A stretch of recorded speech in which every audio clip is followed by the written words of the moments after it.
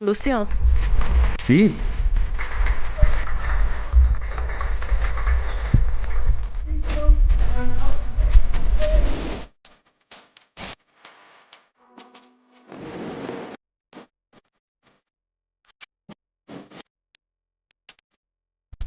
Buenas noches, bienvenidos a este inicio de semana en Los Irreverentes. Hoy Fabricio Vela y yo les acompañamos durante una hora para analizar las novedades en la política ecuatoriana. José no está en la noche de hoy, pero mañana, en los próximos días, esperemos que ya regrese. Mientras tanto, vamos a comentar las novedades. Revisamos ya algunos anuncios de precandidaturas, están a la orden del día, hay bastantes. Ahí van a tener una elección variopinta si es que se concretan estas alianzas, aunque de algunas todavía no conocemos con qué organizaciones políticas irían. En el Ecuador es obligatorio tener una organización política que respalde la candidatura de una persona y todavía no se sabe en algunos casos con quiénes irían, pero vamos a analizar estos anuncios y también la vinculación que ha anunciado la Fiscalía de la vicepresidenta Verónica Abad al caso Nene, que involucra a su hijo y que probablemente también ella estará incluida dentro del proceso, según lo ha anunciado la Fiscalía. Con eso y más vamos a iniciar en breve, pero primero, buenas noches a Fabricio Vela. Hola, Sol, amigos y amigas, qué gusto que nos acompañen.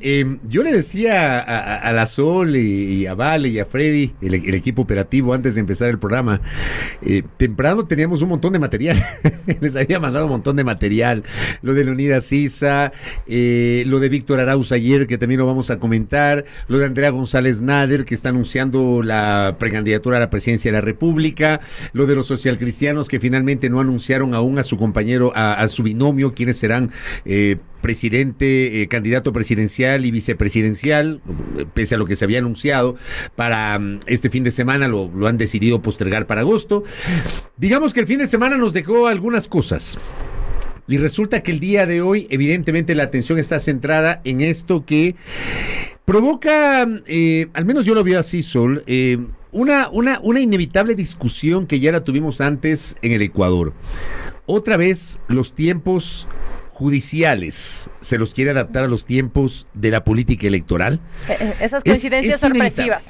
Es inevitable porque me parece a mí que, digamos, si uno hace una mirada retrospectiva a 2021, la rapidez con la cual se generó una sentencia penal condenatoria ejecutoriada contra un actor político en particular, contra Rafael Correa. Hay que recordar que se inscribió inicialmente a la candidatura del binomio Andrés Arauz-Rafael Correa, y claro, justo antes de que, o en el medio de los plazos estos, se trató de adaptar la decisión judicial para evitar que el economista Correa sea candidato a la vicepresidencia de la República, independientemente de que estaba fuera del país, porque también se generó la discusión de que Andrés Arauz fue con una tablet y en la tablet estaba Correa, etcétera, etcétera, etcétera. Pero yo hablo de esta adaptación de los tiempos jurídicos a los tiempos políticos. Y esto en algún momento en ese año, en una entrevista que le hice a Cristian Zurita, en ese tiempo no era candidato, ejercía el periodismo de investigación, Cristian hablaba justamente de esto, y él reconocía que efectivamente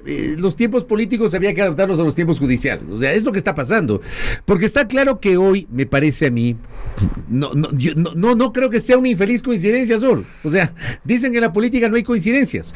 Pero justo en medio de esta discusión, donde no se sabe qué va a pasar con la vicepresidenta, donde el gobierno está buscando todas las alternativas posibles para tratar de estirar la aplicación de la norma, donde no hay posibilidades de que el presidente Noboa se reconcilie con la vicepresidenta de la República, ¡pum!, salta esta intención de la Fiscalía General del Estado de vincular a la vicepresidenta de la República en un proceso por el cual está siendo investigado su hijo, que es esta tentativa de tráfico de influencias, como le ha llamado la Fiscalía, Sol.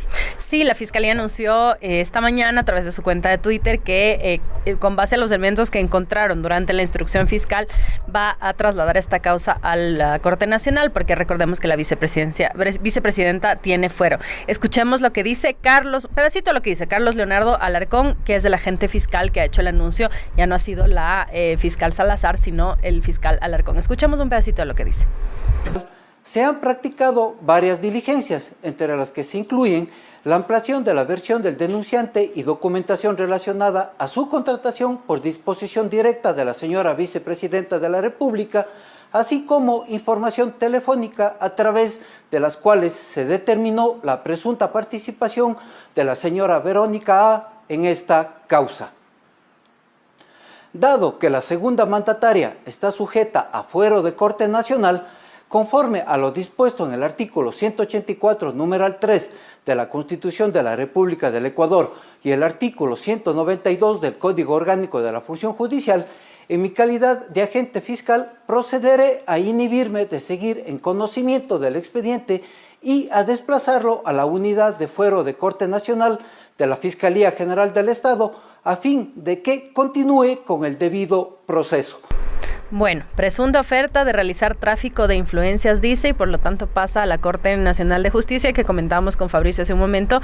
Al ser ella vicepresidenta en funciones, tiene que pasar por una autorización. La Asamblea tiene que dar autorización para que ella pueda ser procesada. Y ahí yo le veo la complejidad, porque claro, uno revisa evidentemente esa declaración y uno encuentra que hay una intención de vincular a la vicepresidenta de la República, y si mañana o pasado la vinculan, habrá que ver por qué causal, por qué delito. Ojo, la tentativa de tráfico de influencias, que es el delito por el cual está siendo investigado Francisco Barreiro Abad, hijo de la vicepresidenta de la República, no configura una causal de juicio político. Porque aquí hay algunas cosas para analizar.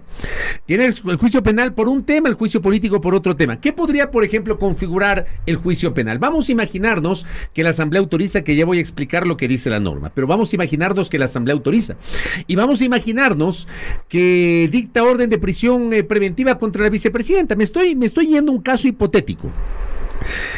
La vicepresidenta podría, digamos, o le podría pasar lo que le ocurrió a Jorge Glass. ¿Tú recordarás? Claro. Jorge Glass fue detenido, siendo vicepresidente, se configuró la ausencia definitiva 3 meses después. O sea, porque estaba en prisión. Claro, tú tienes un tiempo en el cual la ley del servicio público te permite la ausencia temporal, que son hasta 90 días. ¿Ya? Glass rebasó los 90 días, ¿ya? Luego de que incluso en diciembre del año 2017 fue sentenciado en primera instancia, pero no estaba todavía ejecutoriada esa sentencia. Y en enero del 2018 ya se había configurado la ausencia definitiva porque rebasó los 90 días y perdió automáticamente el cargo. Entonces aquí es inevitable preguntarse si es que evoluciona este proceso, si están jugando a configurar esa ausencia definitiva del cargo de vicepresidenta de la República para aplicar algo que ya vivió el Ecuador en el año 2018. Pero ojo, Fabricio, antes de que continúes, ¿qué pasa en el caso en el que, como ella, porque el caso de Glass era evidente, él estaba aquí, prisión, se lo lleva detenido y acá está ella fuera. No está aquí. Tendría que ordenarle regresar, oye, que ella regrese, detenerla si no con prisión preventiva. Si no regresa, ¿cómo se llama eso? Desacato. No, yo me imagino prófuga. que sería. Pero también recuerda que podrían alegar que está desacatando las órdenes de la presidencia. Exacto. Y ahí sí se podría configurar una causal. ¿De qué? ¿De abandono del cargo? De abandono del cargo. De abandono del cargo, claro. Porque no causal de juicio político, de abandono del cargo. Juicio político, de abandono del cargo. Tal vez abandono del cargo. No está cumpliendo con las funciones. Según la Constitución, a ella le corresponde cumplir con las funciones que el presidente le dé. El presidente le dice, regresa. Ella no regresa porque, ¿sabes? Estamos hablando de casos hipotéticos. Ella no regresa porque sabe que si regresa la detienen. ¿Qué pasa ahí?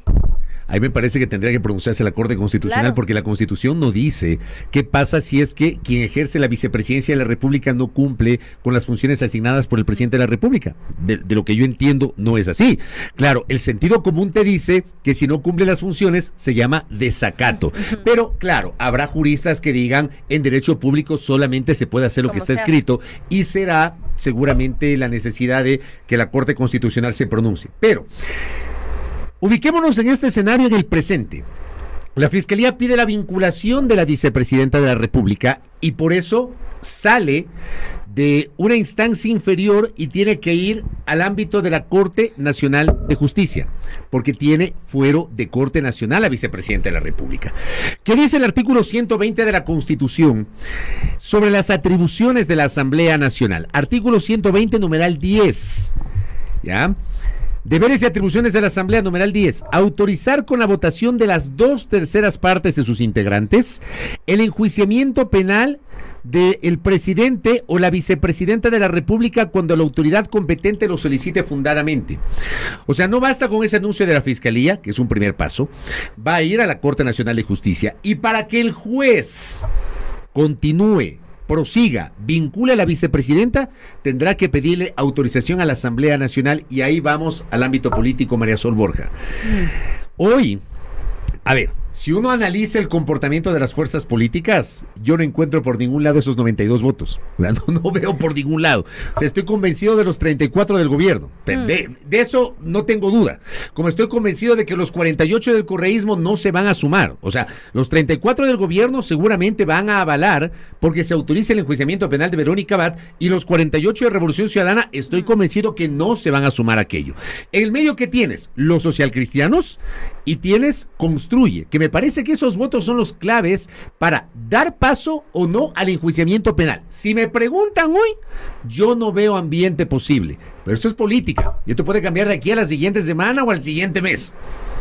¿Cómo le ves tú? Sí, yo coincido contigo en ese sentido, porque además parece que el rechazo a Daniel Noboa también une en un respaldo tácito, silencioso quizá a Verónica Abad. Recordarán ustedes que la semana anterior hubo toda esta polémica de que si Verónica Abad es correísta o no es correísta, porque de repente parecía tener el apoyo del correísmo, y me parece que dentro de todo sí hay una preocupación que debería ser generalizada, que es el seguir los procesos adecuados. Finalmente, si es que la política no se puede ventilar en las cortes, la política tiene que ventilarse y dirimirse en el ámbito de lo político. Y regresamos nuevamente a lo que hablábamos al inicio del programa. Estos sospechosos tiempos en los que se ventilan sospechosamente justo antes de ir a un proceso preelectoral, y cuando el gobierno tiene un interés contundente en sacar del juego a la vicepresidenta de la República, entonces justo ahí sí se encuentran motivos para vincularla en un caso que además es como poco claro hasta el momento. No sé cómo ves tú este caso, que es como poco claro, no es súper contundente, ¿no? No, yo no lo veo muy claro. Además, la forma como se lo ha manejado evidentemente se presta para la duda. El hecho de que lo detienen a este señor e inmediatamente lo mandan a la roca, después de unas semanas pagan la fianza y se demoran 3 semanas para ejecutar esa fianza. Después este señalamiento, esta supuesta relación con la señora vicepresidenta de la República, o sea, yo siempre... A cualquier caso judicial yo lo tomo con pinzas. Sí. Siempre. Hay que hacerlo siempre. Así, creo, además. Ya, yo creo que eso es lo responsable. No dar por sentado que ocurrió algo o dar por sentado que es mentira. Lo tomo con pinzas. Pero en este caso en particular es obvio que tiene una mayor o te genera una mayor preocupación y atención, porque tienes en la mitad a la vicepresidenta de la República y tienes esta tirante relación con el presidente de la República. Exactamente. Y además ya hemos visto estos intercambios, estas acusaciones que además parecen no tener mayor fundamento, ¿no? Y el presidente no ha sido tampoco, creo yo, contundente en contarle a los ciudadanos, a sus votantes y a sus no votantes, cómo empezó esta separación con la persona que él eligió. Y hasta el sol de hoy no sabemos, ¿no? No sabemos, él no ha dado ninguna explicación y creo que eso lo hace aún más opaco, porque finalmente si el presidente nos ofrecería una respuesta, creo que podríamos tener algo de luces y evitar esta especulación, porque además los silencios se ocupan. Entonces, si nadie te da una explicación, uno empieza a tejer de dónde viene este asunto, ¿no? Y todo esto nuevamente en un ámbito preelectoral, en un contexto preelectoral en el que ya estamos viendo cómo se van a ir moviendo las fichas y en donde se sabe que hay un interés profundo del gobierno, dicho por sus funcionarios, Esteban Torres, del propio presidente en algún momento quizá también lo mencionó, la ministra Palencia, es esta urgencia por no dejar encargado el gobierno y el miedo que tienen de lo que puede hacer Verónica Abad, que además es un periodo súper corto, porque finalmente ella se quedaría encargada de la presidencia un mes. Por eso yo generé la crítica la semana anterior, que me parece un desatino de la señora Abad, el hablar de todo lo que va a hacer, que va a revisar el aumento del IVA, que va a revisar el acuerdo con el fondo, cuando la señora se quedará en el mejor de los casos un mes encargada del poder. O sea, yo no entiendo cómo una persona encargada, que en algún momento va a tener que entregar el poder, no es más allá de un mes que va a entregar el poder, resulta que quiere hacer un desbarajuste, pero alguna gente no entendió la naturaleza de este comentario que estoy generando. Pero por otra parte, yo decía, Sol, la gran incógnita es lo que va a pasar con las otras organizaciones políticas. Por ejemplo, tú tienes a Construye que hoy evidentemente tiene una ruptura con el gobierno. De hecho, y lo vamos a revisar seguramente en el siguiente bloque, este fin de semana legisladoras que llegaron por Construye se pasaron a las filas del Partido Social Cristiano. Construye arremetió contra esas legisladoras. Hubo 2 legisladores que en cambio pasaron a las filas de ADN según la denuncia de Construye, cosa que fue desmentida por una de las aludidas, por la exministra Alexandra Castillo. Pero Construye tiene en el medio la pelea sobre la supervivencia de esta organización política.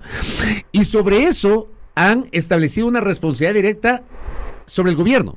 ¿Ya? Que el gobierno supuestamente es el responsable de que el Tribunal Contencioso Electoral pretenda eliminar o desaparecer a esta organización política. Y luego tienes a los socialcristianos, tienes en medio el caso de Pablo Muentes. Entonces, hay una serie de cosas que yo le veo, Sol, es inevitable ponerlas en el ojo de la discusión y dar cuenta que en algún momento esto va a tener que relacionarse el uno con lo otro, en el momento que seguramente la Asamblea conozca esto que ya parece inevitable, que le pidan autorización para enjuiciar penalmente a la vicepresidenta. Claro, es que además, nuevamente, todo esto se da un contexto preelectoral y creo que eso es también la punta del iceberg, porque cada quien está haciendo sus cálculos políticos y cada quien está intentando recuperar lo poco, mucho que pueda para aglutinar unos votantes lo suficientemente sólidos para que puedan ir a segunda vuelta. Y ojo, esto cuando ya hemos visto esta dispersión en estos anuncios de precandidaturas, nos dan cuenta que vamos a tener aparentemente nuevamente una papeleta de 8, 10, 12, ¿no? Por lo menos, ya vamos a hablar en el siguiente bloque de las precandidaturas, algunas que sorprendieron. Vamos primero con las menciones de nuestros patrocinadores. Nada mejor que disfrutar de unas vacaciones en familia sabiendo que tu dinero trabaja por ti. Invertir en Andalucía es crecimiento efectivo para tu dinero. Tu inversión crecerá con una tasa de interés anual de hasta el 9,5%. Su calificación de riesgo AA+ y el respaldo de 53 años de experiencia en el sector financiero garantizan tu tranquilidad. Conoce más en www.andalucia.fin.es o en cualquiera de sus oficinas en Quito, Manta, Lago Agrio, Cotacachi, Urcuquí, Pedro Vicente Maldonado. Andalucía, toda una vida mejorando otras. Noticia de última hora. Atención, atención, a ti que te gusta la música. El Urban Fest tiene nueva fecha y sus entradas están disponibles desde el 1 de junio en passline.com. 10 artistas en un mismo escenario. Ivy Queen, Yandel, Baby Rasta y Gringo, Joel y Randy, De La Ghetto, Alexis y Fido, Ángel y Cris, Andy Rivera, Jay King, Maximan y muchos más. Estadio Olímpico Atahualpa, sábado 28 de septiembre. Ese día la cita. Volvemos aquí en Los Irreverentes.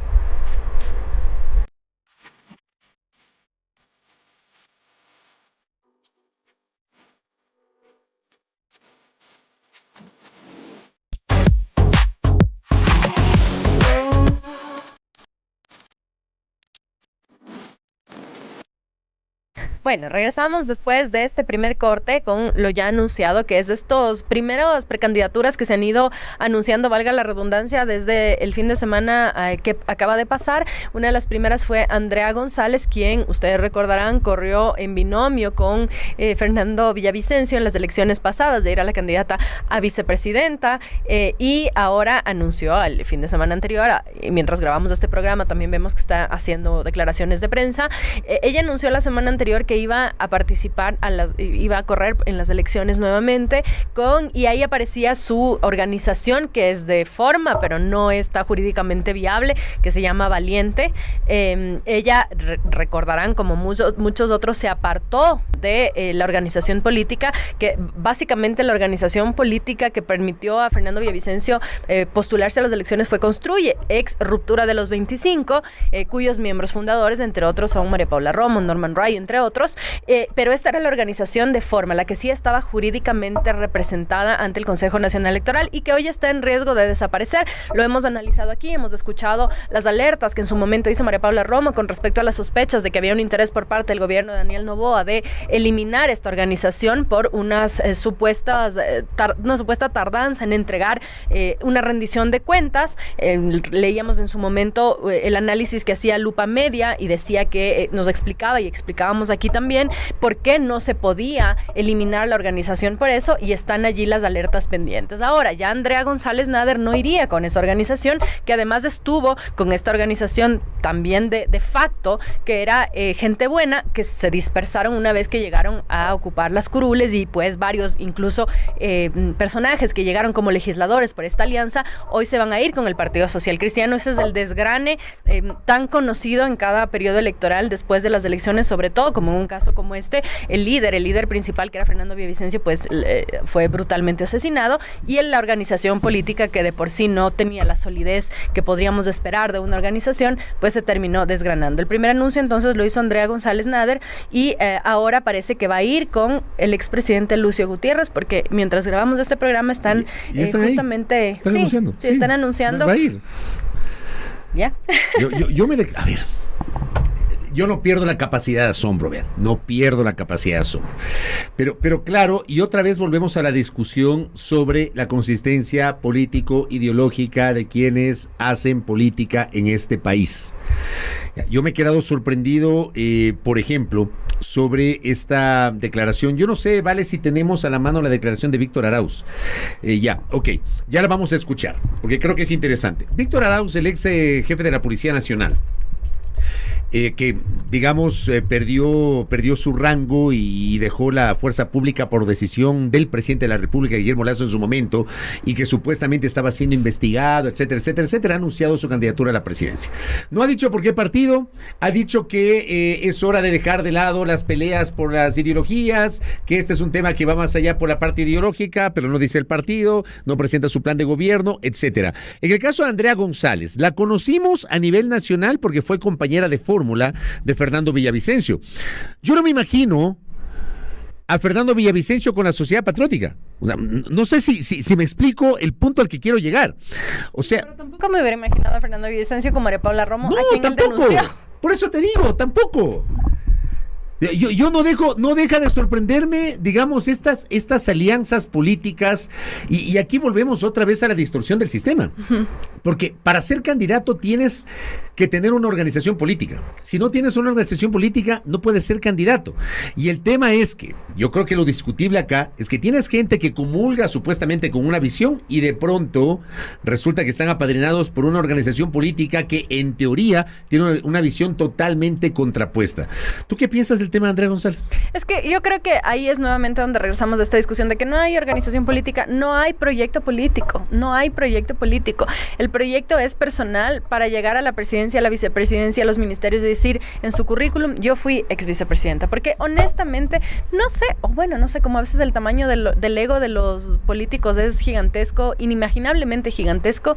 Tal vez piensa Andrea González que puede llegar a las elecciones, cuando en realidad, si ella avanzó a un quinto puesto que daban las elecciones cuando Fernando Villavicencio fue asesinado, luego se ha creado la narrativa de que él iba a ganar las elecciones, pero él no estaba en los primeros puestos. No podemos saber qué habría podido pasar si es que él estaba con vida, no sabemos qué habría pasado, pero hasta donde se hicieron las encuestas, cuando él estaba todavía de candidato, él estaba en un cuarto y quinto puesto, estaba subiendo, pero subía poquito, y él tenía un techo porque era de este anticorreísmo duro y no se había evidenciado una propuesta más allá de convocar a estos votantes anticorreístas que también tienen un techo. Entonces, con esa lógica, la idea de que Andrea González piense que ahora puede llegar a ganar las elecciones, además con un candidato parecería que iría directamente con Lucio Gutiérrez, o eso habría que ver qué anuncian. Estamos todavía revisando el material a ver si es que o sea, yo entiendo que lo de Lucio es porque Lucio es la cabeza del partido. Claro, no sabemos si es que podría ir con él, podría ser un binomio en conjunto. Estamos todavía,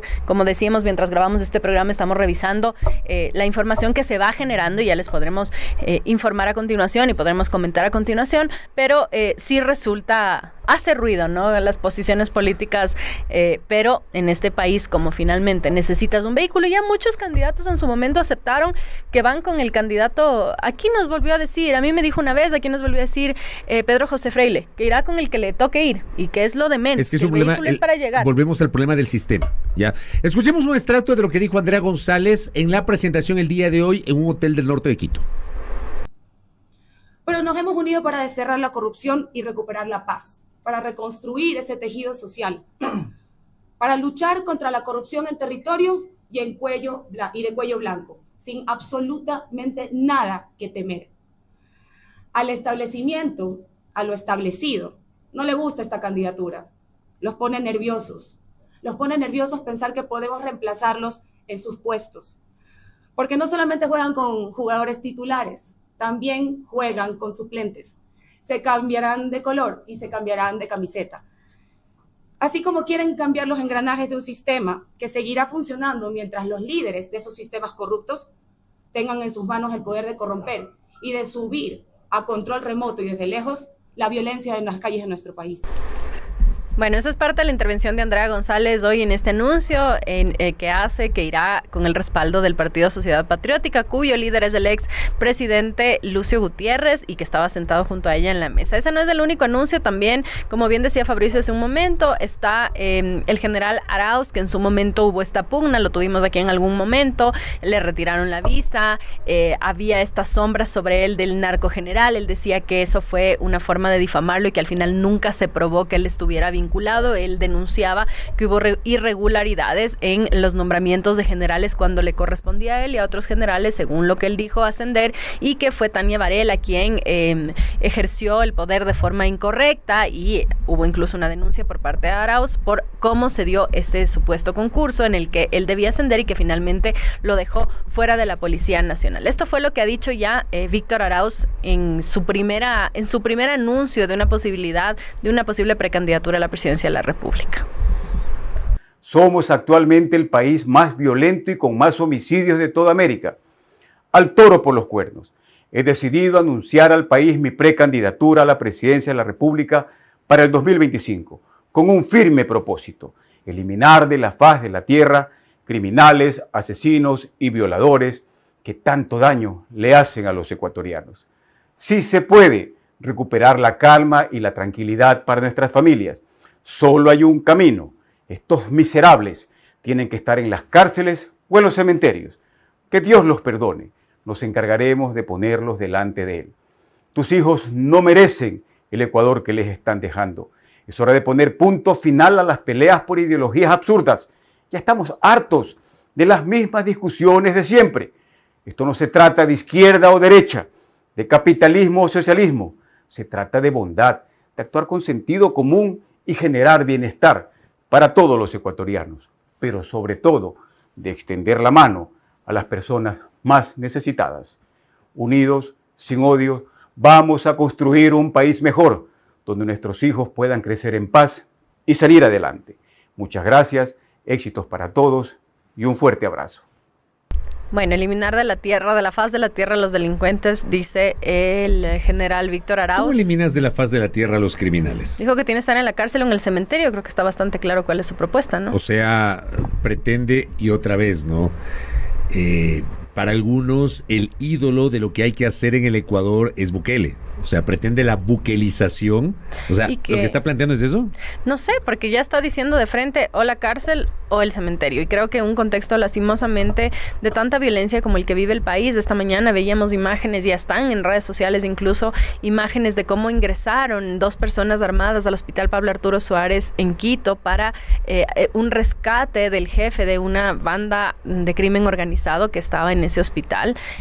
Había una funcionaria del SNAI, no tenemos todavía información oficial sobre lo que pasó. Se hablaba inicialmente de una herida, se pensaba que podría ser ella, no hay todavía información por parte del SNAI, pero esto da cuenta, y yo le leí a Marcelo Espinel sobre el efecto cucaracha que decía él, y es un efecto que ocurre en seguridad cuando las fuerzas militares se ubican en una zona.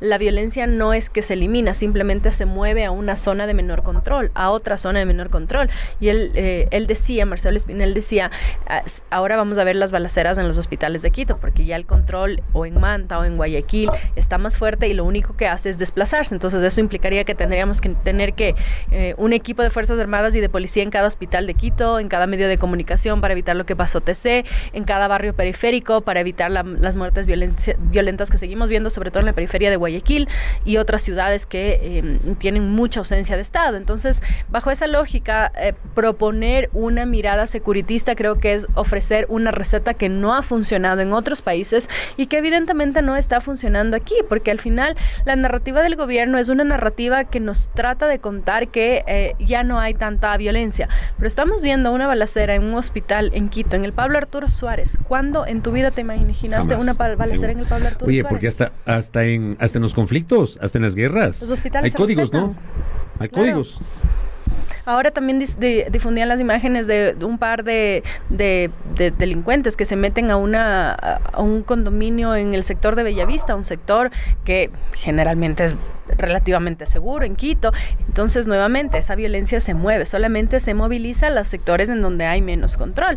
Allí sí creo que lastimosamente, cuando estas garantías mínimas, la garantía a la vida, primero a la seguridad, no está cubierta por parte del Estado, que es quien tiene el monopolio de la fuerza, quien tiene la policía, entonces la gente está dispuesta lastimosamente a ceder pequeñas parcelas de libertades y del Estado democrático para que respondan a una necesidad urgente, que es el de mantenerse con vida. Ahora, hay una parte, obviamente tú tienes esta discusión sobre este discurso securitista de este video de menos de 2 minutos donde Víctor Arauz anuncia su sorpresiva candidatura presidencial.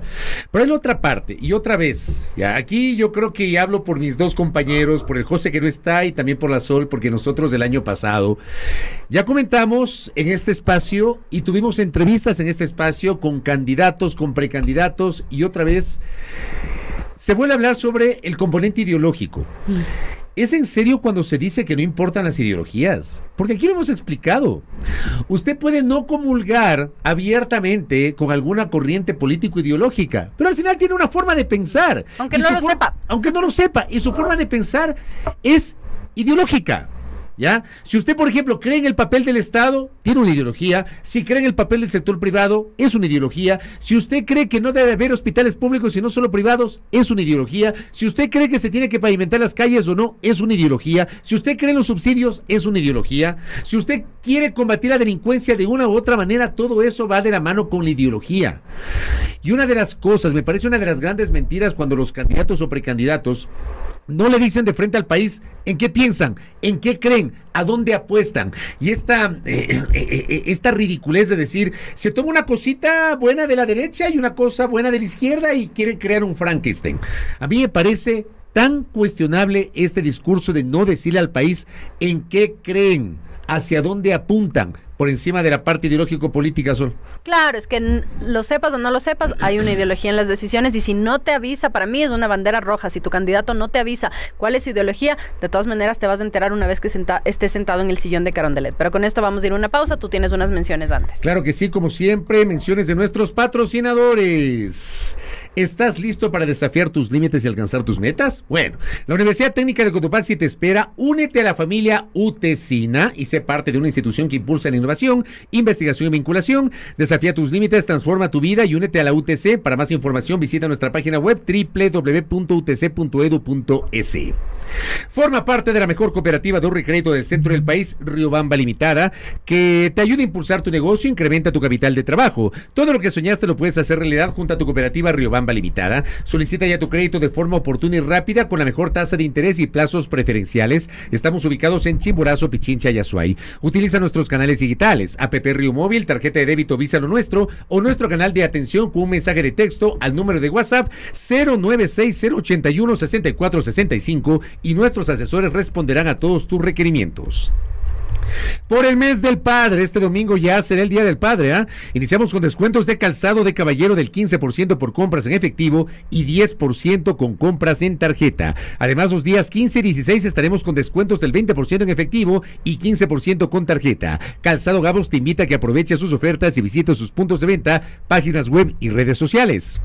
Te ofrecemos las líneas Casual, Urbano Deportivo, Fuerzas del Horno, Seguridad Industrial y Trekking. Encuéntranos en Quito Norte, Quito Sur, San Rafael y Ambato. Ventas en línea www.calzadogamos.com.es, www.gamosworld.com o contáctanos al 0997-568-886, 096-307-8475. Volvemos.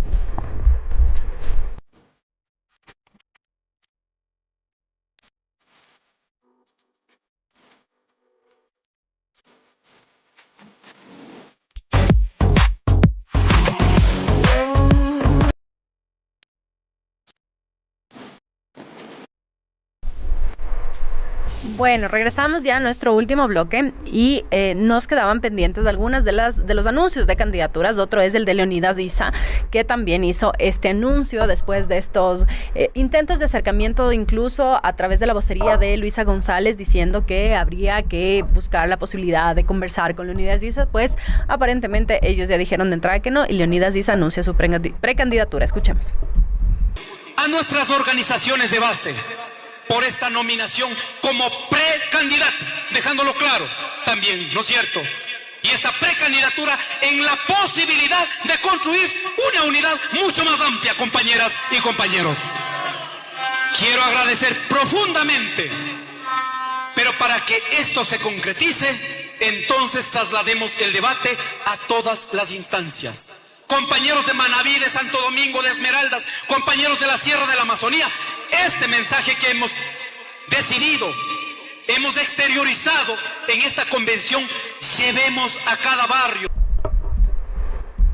Esas son las declaraciones de Leonidas Issa, que ha sido además un actor político relevante durante los últimos años y al cual le han insistido mucho los sectores que se oponen, por ejemplo, a las movilizaciones indígenas, que se postule en las elecciones para ver cómo le va siendo candidato y si es que los ecuatorianos respaldan su propuesta.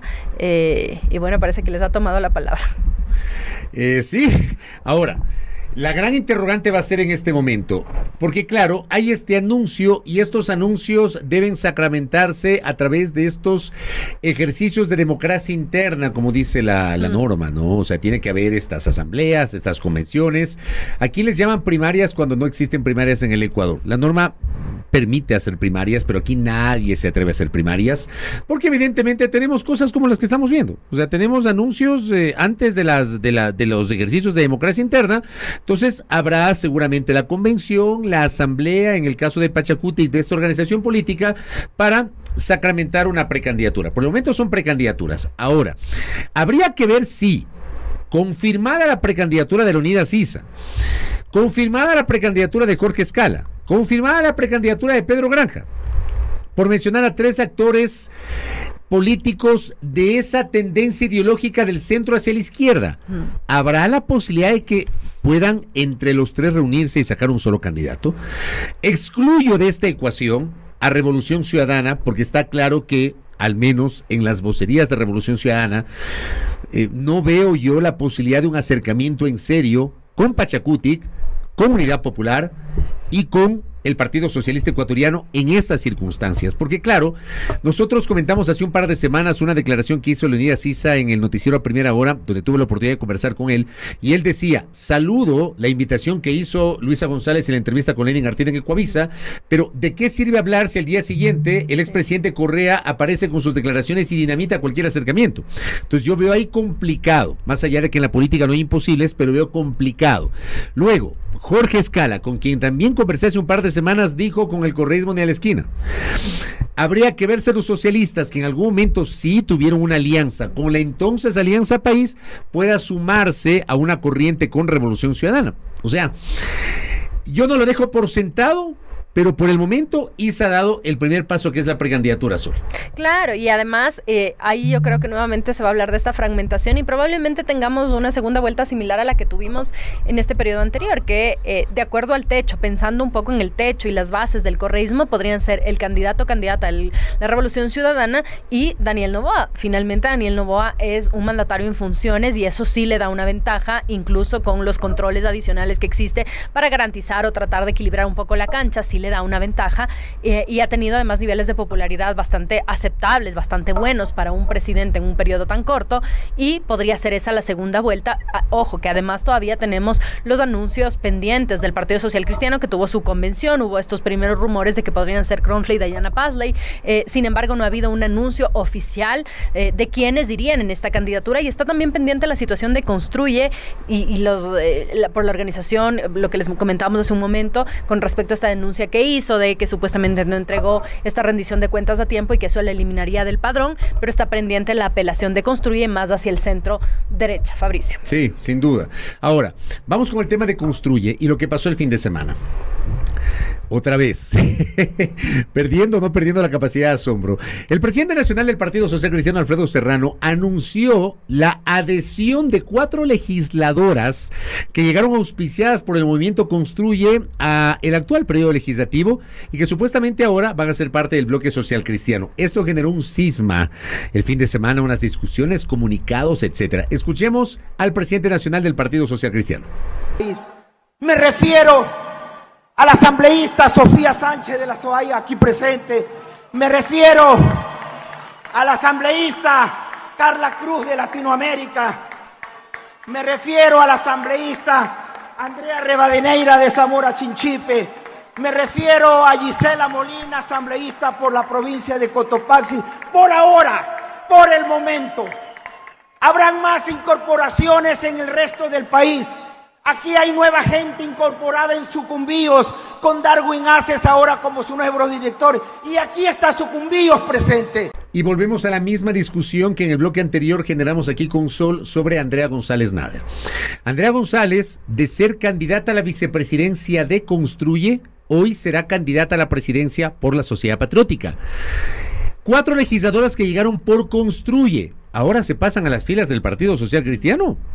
Otra vez volvemos a la discusión ideológico-política, Sol. Sí, creo que nuevamente, y además a esta falta de estructura política, porque al final cuando son alianzas coyunturales y solamente tú eres parte de una organización política para poder llegar a la asamblea, en este caso, termina pasando lo que pasa. La organización se quiebra rápidamente, aún más en un caso como este, en el que su líder fue asesinado, pero terminan cooptando las otras organizaciones y se debilita una organización que además nunca existió, porque finalmente Gente Buena no era nada. Es que Gente Buena era una organización de hecho y no de derecho. Ya hicieron esta alianza con Construye, y esa alianza se desarticuló tras el asesinato de Fernando Villavicencio. De hecho, y dentro de las cosas que se mencionaron en las últimas horas, ayer, poco antes del mediodía, el capitán Edwin Ortega, quien lidera Gente Buena, ya publicó un tuit anunciando su precandidatura a la presidencia de la República. Además, pero Gente Buena no es una organización política de derecho, es de hecho y necesita el paraguas de un grupo político legalmente reconocido en los registros del Consejo Nacional Electoral. Ahora, por ejemplo, en el caso de Sofía Sánchez, que creo que de las 4 es la legisladora más conocida, Sofía Sánchez perteneció a Pachacutic, luego Construye. Se salió de Construye, ha estado actuando de manera independiente y ahora va a integrar las filas del Partido Social Cristiano, va a integrar esa bancada. Entonces, sí encuentro yo hay una disonancia absoluta ideológica. De Pachacutic al Partido Social Cristiano. Es una disonancia ideológica profunda. No entiendo eso. Además, yo creo que ahí también nuevamente creo que sí hay una autocrítica, ¿no? Como ciudadanos, porque también es importante verificar a quién le estás dando el voto. Finalmente la persona te está contando una narrativa cuando te dice que es parte de Pachacutic y después, ¿cómo te sostiene esa narrativa cuando ya no es parte de Pachacutic, sino de Gente Buena y después del Partido Social Cristiano, cuando Pachacutic es una organización que milita a la izquierda y el Partido Social Cristiano es una organización que milita a la derecha? ¿Cómo transita en tan poco tiempo? Porque además esto es un periodo de 2 años, ¿no? Entre que estaba en Pachacutic y se fue al Partido Social Cristiano. Son 2 años, ¿no? Claro. O sea, en 2 años te cambiaste. En 2 años te cambiaste, pero de banda, te fuiste al otro lado. Exacto.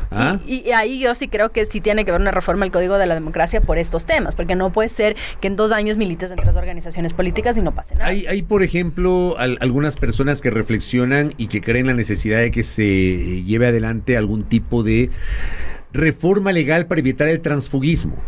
Ya, por ejemplo, si te cambias de camiseta, y alguna vez conversamos aquí en Los Irreverentes, debatimos con el equipo, para diferenciar, porque claro, o sea, hay casos y casos, hay gente que tal vez por una objeción de conciencia ya no se siente representada por la organización política por la cual llegó auspiciada a un cargo de elección popular. Dicen, ¿saben qué? Ustedes se fueron por otro lado, yo no estoy de acuerdo, me paso por acá, pero sigo actuando con base en mis convicciones.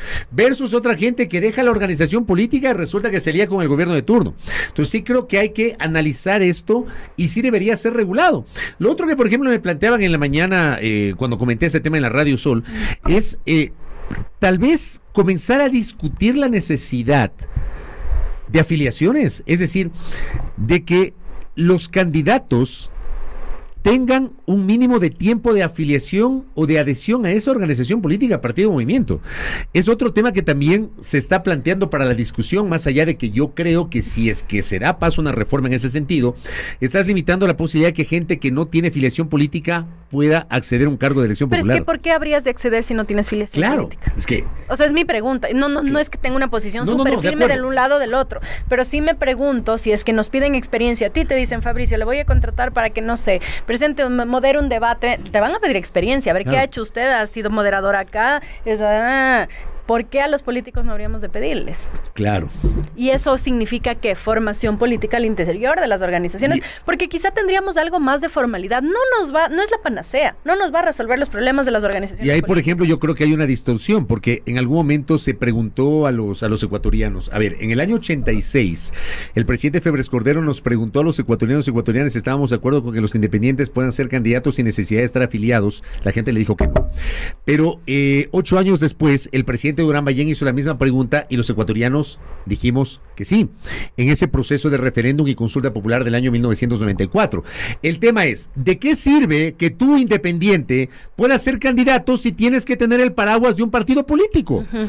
O sea, me explico, si tú como independiente puedes ser candidato, lo lógico es que tú vayas y te inscribas. Ojo, ¿y qué pasa después? Llegas de independiente y no tienes nada. Y te toca poner a los panas compañeros del colegio, al dueño de la plastiquera para que sea el representante del centro de inteligencia. No tienes organización política y no tienes gente formada para ejercer los cargos. Con esto, nuevamente, no quiero decir que nos va a resolver, no resolvería todos los problemas del hecho de que sea obligatorio que haya una formación política, que haya una formación en ciertos temas específicos, escuelas de formación para gente que quiere gobernar. Eso tiene que haber, tiene que ser, para mí tiene que ser un paso previo a que ocupes cargos públicos, porque si no, nuevamente llegas y no tienes ni siquiera un equipo sólido, mucho menos de experiencia, visión política, no entiendes que tiene que haber diálogo, no entiendes que tienes que reunirte con el sector indígena, con el sector empresarial, etcétera, y crees que se gobierna desde una burbuja como si estuvieras dirigiendo a una empresa privada. Muy bien, estamos cerrando el programa del día de hoy con mensajes de nuestros patrocinadores para cerrar el espacio.